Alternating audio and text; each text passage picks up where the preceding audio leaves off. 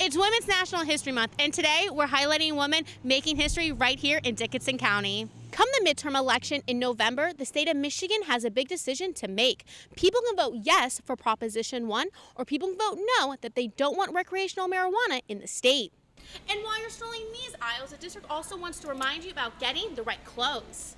Out of all the storms that have happened here in Copper Country, they've never seen anything like this. There are over 50 roads that are damaged, and they're projecting over millions of dollars in repairs. And before you do go head on the ice, make sure you have the proper safety gear, like a whistle or a flotation device in case someone falls into the water.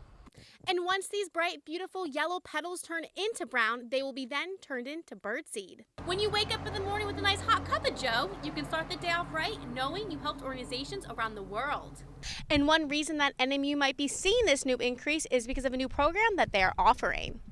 In about a week, people can start picking the traditional Honey Crisp, Macintosh, and Cortland apples. The fire chief also recommends using battery-operated candles and to always stay in the kitchen while you're cooking your holiday meals. 8135 Central. Go ahead.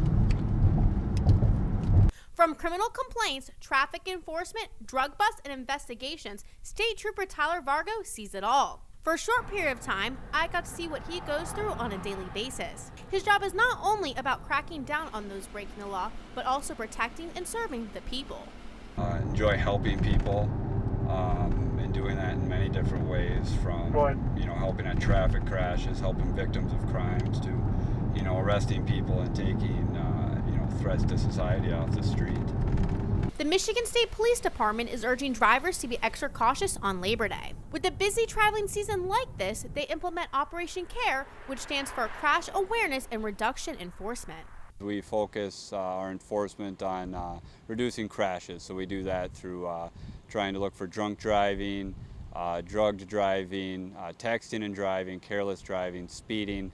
All your main factors that go into a crash is what we like to focus our enforcement on to make sure that everyone traveling through this busy time can get home safely. No means no. Silence is not consent.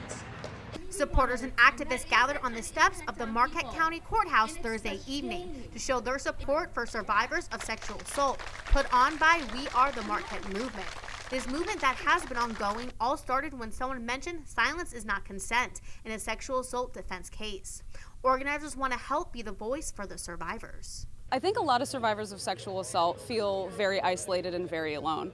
And maybe that it's a little bit their fault because maybe they didn't fight back hard enough and they should have said something sooner. And when a lot of people feel that way, it's very, very important to pull them together and let them know that they're not alone. That we stand with them, and when they can't speak, we will speak for them. According to the prosecutor's office, there are currently about 20 open sexual assault cases. With the amount of cases Prosecutor Matt Weesey sees, a new wave of awareness needs to happen. Survivors who are hesitant to come forward about their experiences will find support in those who are willing to listen and be present in the fight against sexual assault. Sexual assault is real. Sexual assault happens. We all know women, and it's primarily a crime against women, although men and children can be victims or survivors too. It's important that people acknowledge that this is not a myth. This is not something that, is made up, that it's real.